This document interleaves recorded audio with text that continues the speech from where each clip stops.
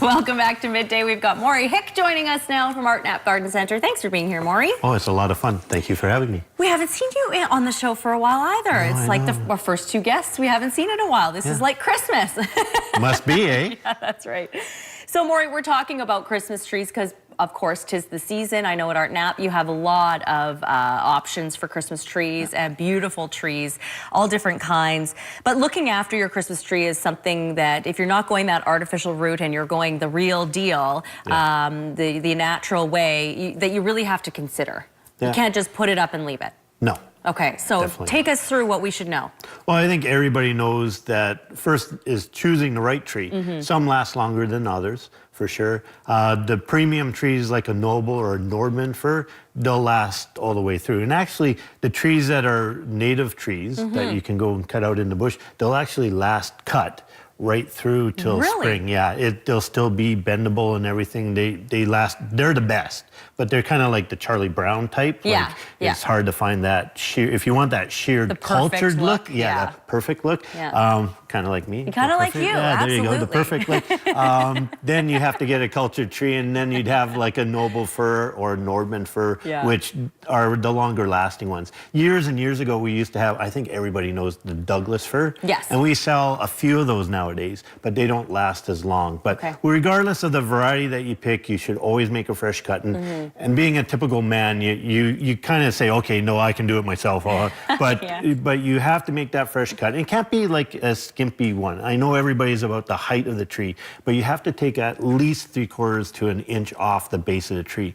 And then you have to get it up in a tree stand or even a bucket of water. Right. Right away? Within an hour. Right. And this is where the man thing comes in, is that the good intent is purpose. Okay, we picked out the tree, you go home, and okay, we're gonna have dinner and we'll put it up after dinner. Well, things roll around and it's like 2 or 3 hours and it calces over. So you want to make sure that you at least get it in a bucket of water, put it in the garage for a little bit, and then put it in a tree stand. The biggest thing is, especially when you get the tree put up, a good tree will suck up like 5 liters. Like they'll take the whole tree stand and suck it right up in the night. So you have to make sure that you replenish that water.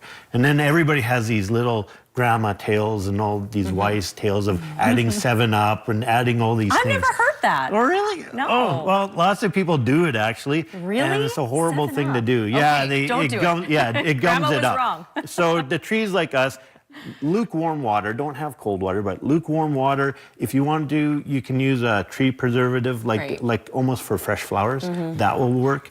But the biggest thing is not to let the tree stand run out of water. Okay. So, I think we have some photos of. So we've got.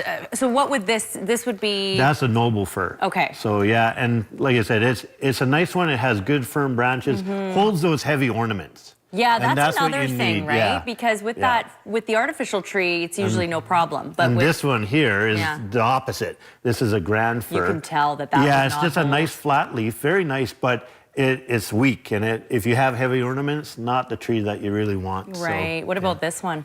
And that there is actually a Doug fir. Okay. So there again, it will hold ornaments, but for long lasting, honestly, in a warm house, and most people crank the heat up, let's be honest, it's only going to last in there for a week to 10 days, whereas the other ones will last a lot longer. This is my favorite, actually. That's this beautiful. is a Nordman fir. It actually is from, I didn't even know they had these type of trees, but it's from the Black Sea. Right? And it's a cross kind of between a grand fir and a Noble fir. And it kind of has a different look and a silver to it for sure. So these trees, what's your thought on how early you should go and get that real tree?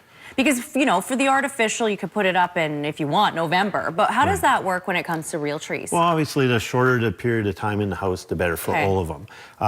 But the best selection, especially if you want that big tree, like now with vaulted ceilings and things like that, we have like 14, 16-foot trees that come in. They go fast. They go fast, but there's also the sense that you may get a week here or a week there difference in cutting. That's the thing. Yeah, they arrived on this day, but they were cut all about the same period of time, and because it's trucking and everything else. So we actually, the ones that we get, they actually helicopter out to they cut and helicopter out. and load it right then and there. Wow. But yeah, so the ideal thing is early selection. You can go get your tree, but I wouldn't put it in the house. There again, I'd have it in a nice cool garage, in a bucket of water, letting it soak up. And then, you know, I haven't even put up my tree. Well, of course, I always get the last, you know, tree that nobody would buy. You're letting all your customers get all the exactly. first ones, right? So I get the, you know, oh my goodness, like I thought Maury would have a nicer tree, but it has character, as I tell the kids. There you go. So, but yeah, and have it in for 7 to 10 days. Think about the fireplace. Think about the heater, or heat register, things like that. So a cool room is obviously better, and then, you know, turn up the heat Christmas morning and then turn it down after the kids have found all the Santa gifts. So, okay. All right. Great tips. Before you go, Maury, this is the last day to collect that red coupon that Art Naps loves to give out at this time of the year. That's for, you can use it this weekend? This weekend, the 15th and 16th. And it's 40% off? 40% off. So every coupon that you have, you get one item for 40% off. Okay. And then there's a whole bunch of items that are non-Christmassy that will be 25% off. So even the poinsettias and ladies' fashion, all that's 25% off. And donations for the Salvation Army, you're really looking for those. That. Yeah, don't forget that. We have our big draw next week. Yes. So the more items you bring in, the more chances you get to enter the patio makeover. That's fantastic. Who doesn't want that? I know, and I'll even deliver it for you. What? Maury will be there. There you go. I told you it's like Christmas. Yeah, he's like Santa. Marcel's been calling him Santa. I should have brought my little Santa hat on, so yeah. Maury, thank you. It's always a pleasure to have you on the show. We appreciate your time. More information, you can visit Art Nap's website, and we're back in a couple of minutes. Stay with us.